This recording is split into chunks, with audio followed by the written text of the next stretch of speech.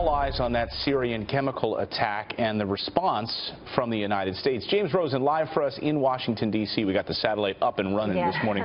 James, what can you tell us? Were the Russians given a heads up? Yeah, and this meeting was planned before the chemical attack in Syria and the bombing by the United States. Clayton and Heather, good morning to you. Russia was given about an hour's advance notice before those Tomahawk cruise missiles started flying.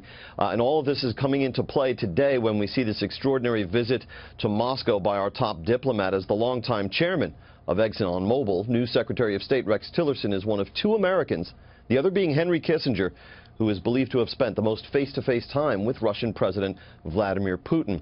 Representing an energy behemoth naturally took Tillerson many times to Russia and expanding energy power across the last 2 decades. But despite Putin's having conferred on Tillerson the Russian Order of Friendship Medal, the Kremlin says there are no plans for the American Secretary of State to meet with anyone higher than his counterpart, Foreign Minister Sergei Lavrov. Tillerson will be arriving in Moscow fresh from the G7 ministerial in Lucca, Italy, where the diplomats from industrialized economies failed to reach consensus on additional sanctions following last week's chemical attack by Syria and the U.S. airstrike launched in response.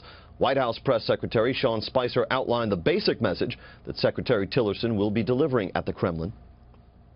I think that we need to make sure that Russia fully understands the actions that Assad took, the commitments that Syria has made, and Russia has equally agreed to those same understanding.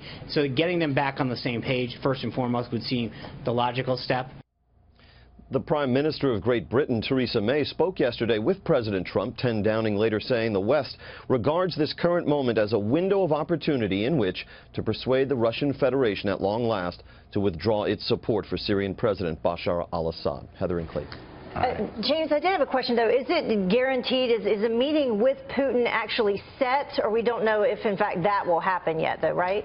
Exactly. There's nothing on the schedule for Rex Tillerson to meet with President Putin, but he's only scheduled to meet with the foreign minister as of now. But you know how these things go. The president can sometimes, quote-unquote, drop by the meeting. And it would be remarkable if Putin allowed this person he has met so many times and knows so well to visit his country without dropping by. All right, James Rosen live for us in Washington. Thanks, James.